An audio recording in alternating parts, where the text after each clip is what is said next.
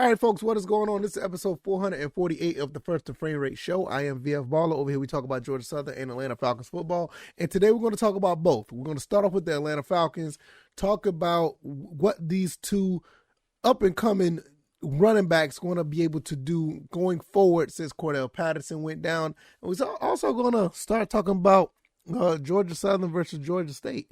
This is State Hate Week. We do not like these guys, and we're going to talk about that at the end of the show, slightly, not too long, but we're going to make a dedicated episode of that down the road, but we're going to start getting to that in this episode.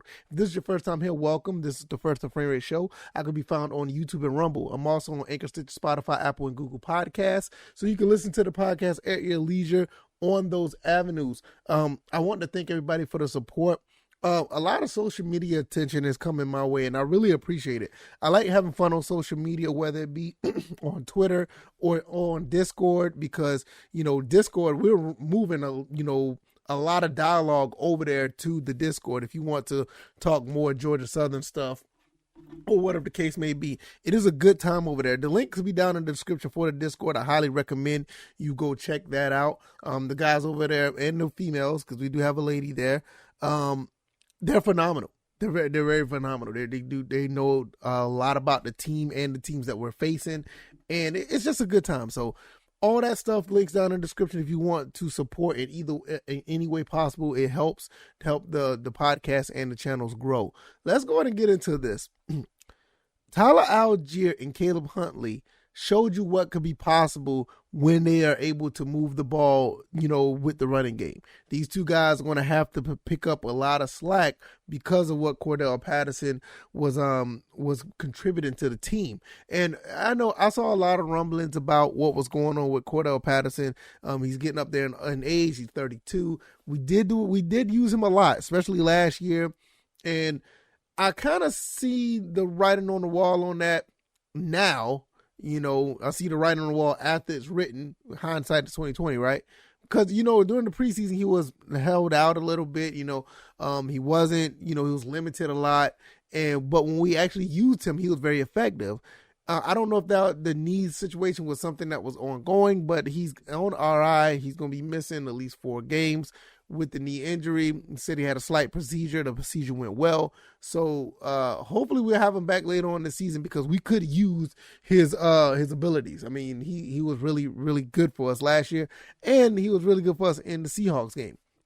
But when you turn your attention to other people who can step up and contribute, I'm not going to sit here and necessarily say that we need both running backs to fulfill his shoes, because I said that in a video I did earlier, and I still kind of stand by that. But we have 2 running backs that are talented that probably could carry the load for that amount of times that Patterson did. The only thing about Patterson, he can play wide receiver, he can play other positions, but as far as running back alone, I think one of these guys could carry the load. But the fact that Cordell does so much, you're going to need 2 to get that much of an output of production. So this is where these 2 guys come in.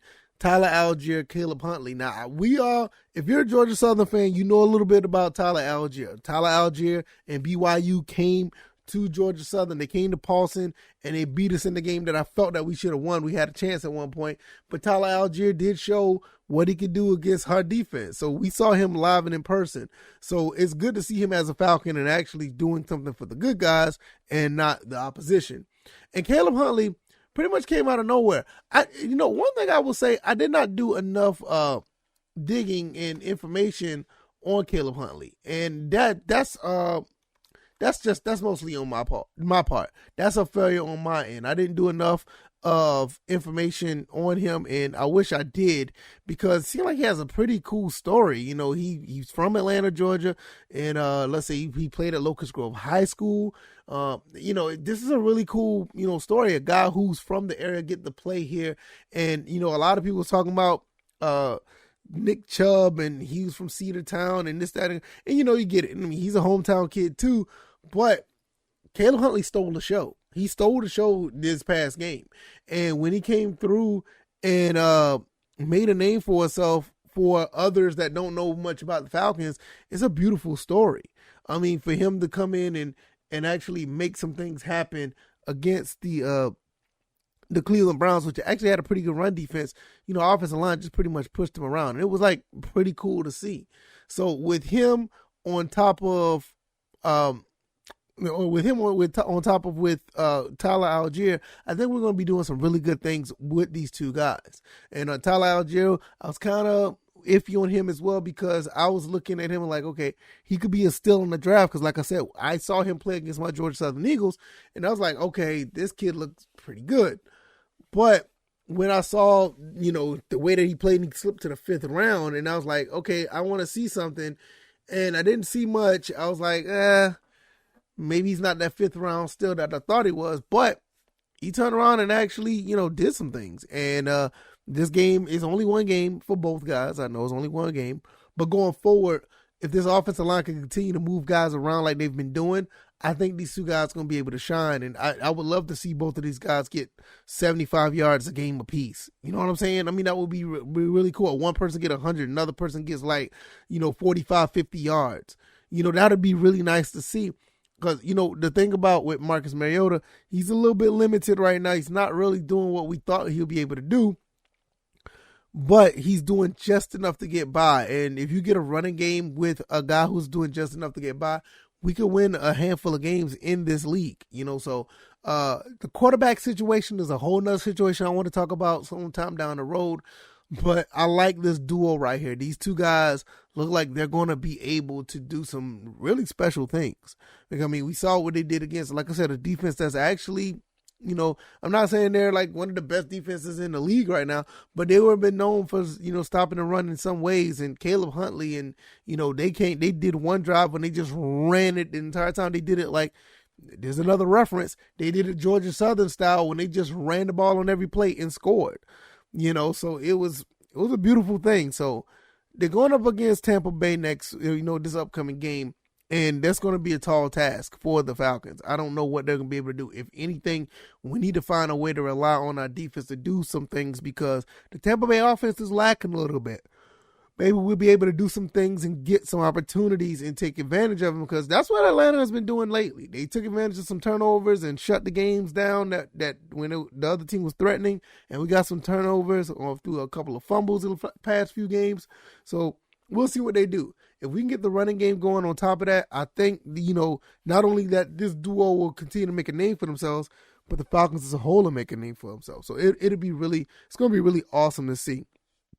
All right, we're going to switch gears, and we're going to jump over to Southern State. If you're looking at the screen, hi Gus, how you doing? Retro Gus with the awesome. I mean, this whole get up, this whole image right here of Gus with the old school mascot. I mean, we need more of this in college football in general, like using a mascot as part of the logo or using a mascot or a cartoon mascot for it. I mean, it's a really good feeling. It's an old school feeling. It brings kids in too, like, that will actually love the mascots, whatever the case may be. Not saying that they don't, but you know what I mean. Southern State. Now, I'm gonna talk about this briefly. I'm going to be on here for probably about the next 5 to 7 minutes. And I'm going to tell you an issue what I have with Southern State. Why we don't like State. Now, I'm going to give you guys a prerequisite, and I don't speak for the whole fan base. I don't speak for all of them, and they may think differently. But I always keep it football related.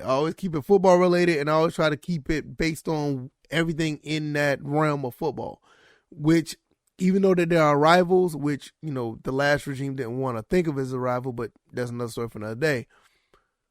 I do respect when any team does something that looks really nice. That's something that's really good. Like I mean, Coastal's not our rival, but that last drive that Coastal made, I mean, it was you got to respect that. But with that being said, Georgia State beating Army. Let me tell you something. Georgia State did something that we weren't able to do. I think it was last year. Yeah, it was something we weren't able. No, the year before last. It was the year before last. We weren't able to beat Army at Army, but Georgia State did it. Yeah, I tip my hat to them. They went up to Tennessee and beat Tennessee. I tip my hat to them. But I don't like this team. I'm gonna give you my reasons why I don't like this team, and we're gonna get into this. Georgia State has not had a football program for that long, and they always hang their hat on this 5-3 series lead. I don't care about that. I mean, it's really for us here at Georgia Southern that have a storied history that goes, back into the 80s. We're not necessarily hurt or we don't feel some type of way because you won 2 more games than us against us. You care less about it. To be honest, it don't mean much of anything. I know you guys are in your infancy. You're trying to, hang your hat on something. That's cool. But in the scheme of things, honestly, it's irrelevant. It's almost like if y'all guys start playing Kennesaw State or something and they beat you 2 out of 3 times, you're not going to make it a big deal for you. So we're not going to make it a big deal for us. Now, what is a big deal is the fact that you guys are in our state, or we're in the same state, and we're basically in the same division. And we're in this, of a prominent conference, and we got to deal with you as a football program as far as getting recruits, bragging rights, and just showing you guys that we are a dominant program. We had our ups and downs, yes, but before you guys even thought about it as a football program, we were winning titles. You know what I mean? We were winning championships. So I get it. You want to make this fun. I'm here to make it fun. I'm going to sit here and troll you guys till the cows come home. It's not going to stop. I just got finished trolling Ben Moore once again about the attendance problem that they have. And I'm going to go at your neck every time about it. Not verbally. I'm going at your neck, but you know what I mean. I'm coming for you guys every time I get a chance to, because I want to make it be known and make it clear that we're going to make this a robbery. I don't care if this is a one-man band that's making it happen. But every chance I get, I'm going to clown you guys. I'm going to say something funny about you guys because I want this to be a rivalry. It needs to be a rivalry. I don't care what past players have said or past coaches have said, any of that stuff. I don't care about that. We're going to make it a rivalry as fans because this means a lot.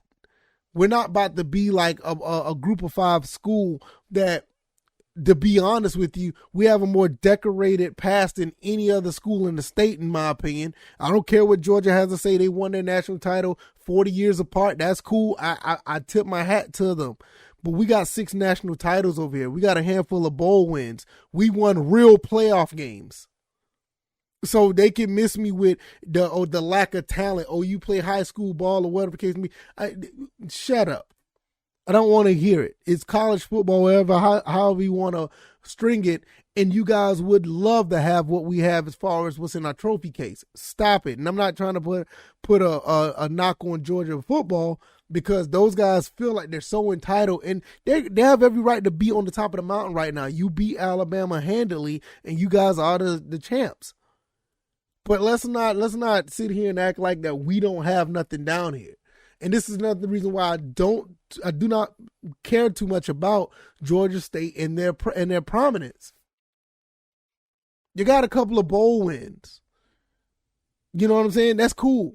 But y'all don't touch a candle. And this is what makes it so frustrating, that the fact that it is 5-3, which I said I really don't care. But it's frustrating that it is, because we're better than that.